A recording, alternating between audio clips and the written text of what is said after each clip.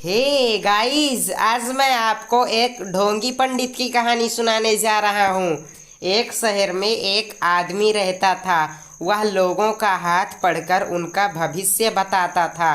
शहर में वह एक मंदिर में रहता था। मंदिर में लोग पूजा करने आते तो वह पेड़ के नीचे बैठा रहता और लोग उसके पास आकर अपना हाथ दिखाते और वो उनका भविष्य बताता था।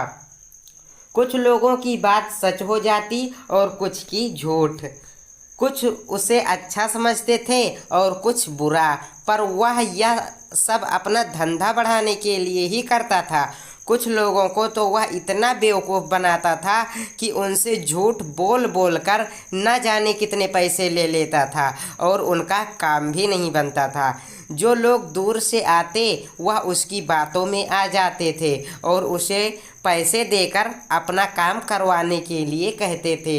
वह कहता था कि तुम मुझे पैसे दे दो, मैं हवन करूँगा और तुम्हारा यह काम हो जाएगा। वह कई तरह से लोगों को बेवकूफ़ बनाता था।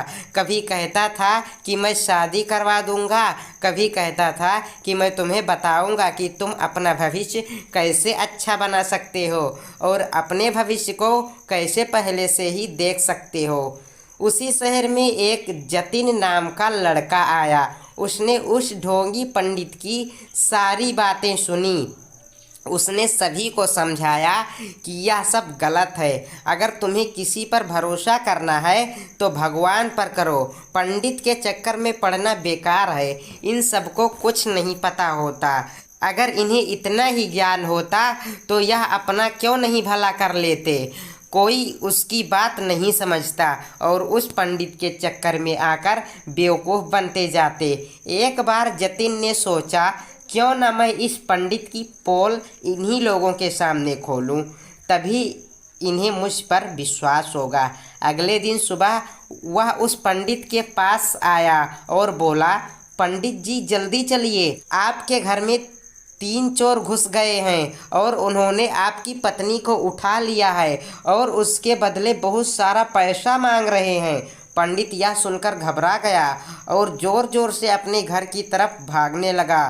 घर आकर उसने देखा कि उसके घर पर बहुत सारे लोग जमा हैं और उसकी पत्नी भी सही सलामत है। वह जतिन से बोला कि तुमने मुझे बेवकूफ़ क्यों बनाया। जतिन ने कहा, तुम आज तक इन भोले भाले लोगों को पागल बनाते आ रहे हो। तुम सबका भविष्य बताते हो, तो क्या तुम्हें यह नहीं पता था कि तुम्हारे घर में आज चोर आने वाले हैं या नहीं। तुम सबकी मुसीबतों को टालते हो, तो क्या तुम्हें अपनी मुसीबतों के बारे में नहीं पता कि आने वाली हैं या नहीं। यह कोई नहीं जान सकता कि कल क्या होने वाला है, यह तो भगवान ही जानता है। तुम जैसे ढोंगी पंडित नहीं। सभी लोगों को बात समझ आ गई और वह उस पंडित के पीछे डंडा लेकर भागने लगे। पंडित वहाँ से ऐसा भागा जैसे कि घोड़े के सिर से सींग। कोई पंडित भगवान नहीं होता और ना ही वह ग्रह जानता है कि हमारे ऊपर क्या मुसीबत आने वाली है। हम खुद ही उसके पास जाते हैं और अपनी परेशानी बताते हैं और फिर कहते हैं कि उसे तो सब पता होता है। हमें ऐसे ढोंगी पंडितों से बचना चाहिए।